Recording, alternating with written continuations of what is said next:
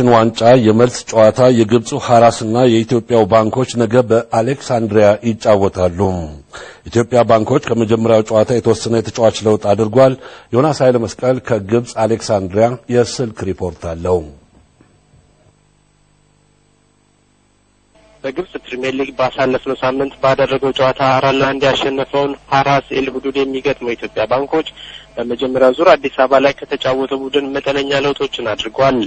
ቡድኑ ዳምጤ ከአዳማ ከነማ ጋር በተደረገው ጨዋታ ሱልጣን ከድር በልምምድ ወቅት ባጋጠማቸው ጉዳት በቡድኑ ውስጥ አለመከታታቸውን አሰልጣኝ አሸናፊ በቀለ አስታውቀዋል። በአንጻሩ በረከት ደሙና እሱ እንዳለው ተሾመ ለመልሱ ጨዋታ ተካተዋል። የግብጽ መከላከያ ሰራዊት አካል የሆነው ሐራስ ኤልሁዱድ እግር ኳስ ክለብ ለኢትዮጵያ ባንኮች ቡድን አባላት መልካም አቀባበል አድርጓል።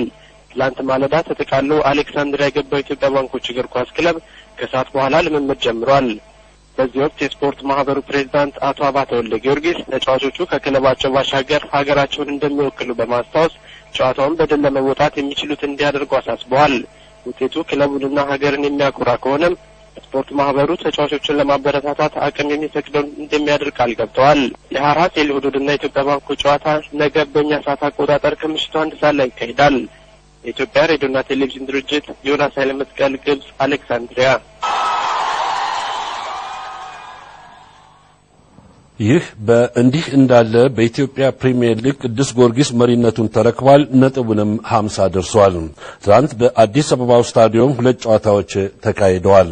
በ10 ሰዓት መከላከያ ሰበታ ከነማን 2-0 ረቷል።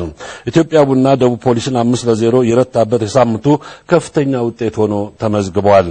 በሌሎች ጨዋታዎች ሐረር ቢራ መታራ ስኳርን፣ ሙገር ሲዳሞ ቡናን፣ ድሬዳዋ ከነማ ሜታ ቢራን በተመሳሳይ 1-0 ረተዋል።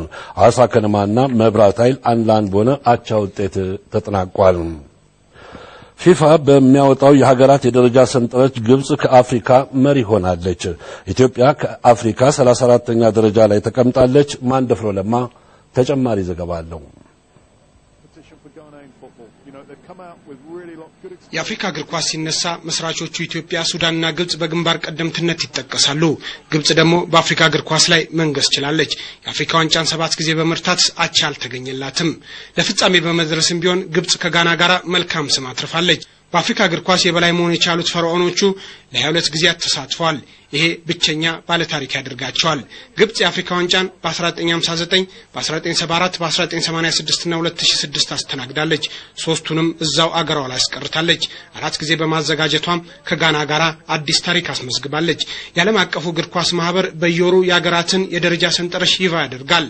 የአፍሪካን እግር ኳስ በበላይነት መቆጣጠር የቻለችው ግብጽ ከአፍሪካ አንደኛ ደረጃን አግኝታለች። የአሰንሻታው ግብጽ በርካታ ስም ያላቸውን ፕሮፌሽናል ተጫዋቾችን ለአውሮፓ ሊግ ያበረከቱትን ምዕራብ አፍሪካውያንን ከኋላ አስከትሏል። ናይጄሪያ፣ ካሜሩን፣ ኮትዲቯር እና ጋና ከ2 እስከ 5 ያለውን ደረጃ ይዟል። የአፍሪካ እግር ኳስን ከመሰረቱት አንዷ የሆነችው ኢትዮጵያ ከአፍሪካ 34ኛ ከዓለም ደግሞ 121ኛ ደረጃ ላይ ተቀምጣለች። ትናንት በተካሄደው የዩሮፓ ሊግ ሊቨርፑል በቤኔፊካ ሽንፈትን ቀምሷል። ፉልሃም የጀርመኑን ወልፍስበርግን አሸንፏል። ዓለም ይቡቃያ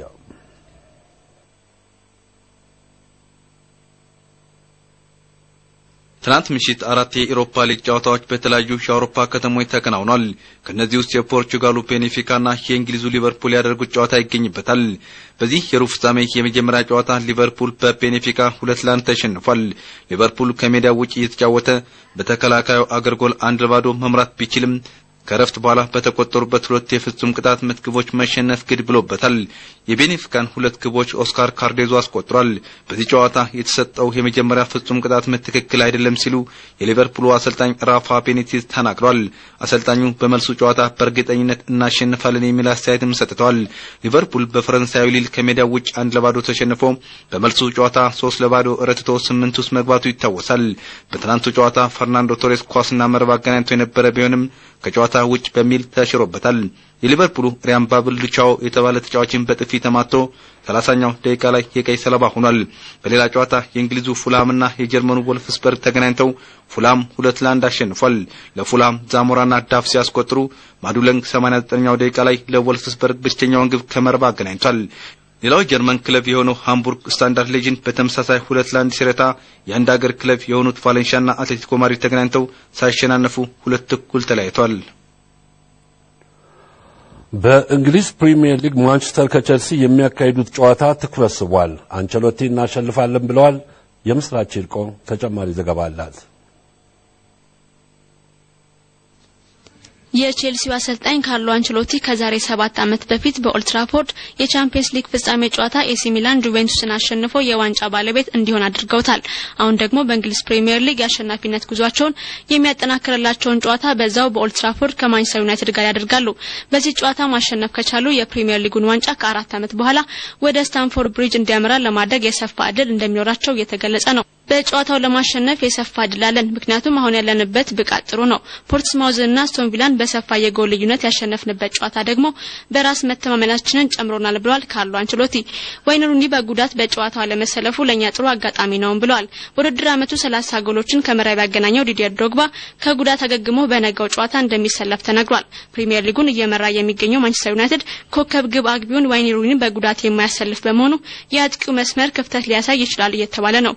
አሰልጣኙ ሰር አሌክስ ፈርጉሰን ግን የሩኒን ቦታ ቤርባቶቭ ተክቶ እንደሚጫወት ተናግሯል። በደረጃ 3ኛ ደረጃ ላይ የሚገኘው አርሰናል በሜዳው ወልቭስን ይገጥማል። በውድድር ዓመቱ 4ኛ ደረጃን ይዞ ለመጨረስ እየተፈካከሩ የሚገኙት ቶትንሃምና ማንቸስተር ሲቲ ከሜዳቸው ውጪ ከሰንደርላንድና ከበርንሌ ጋር ነገ ጨዋታቸውን ያደርጋሉ።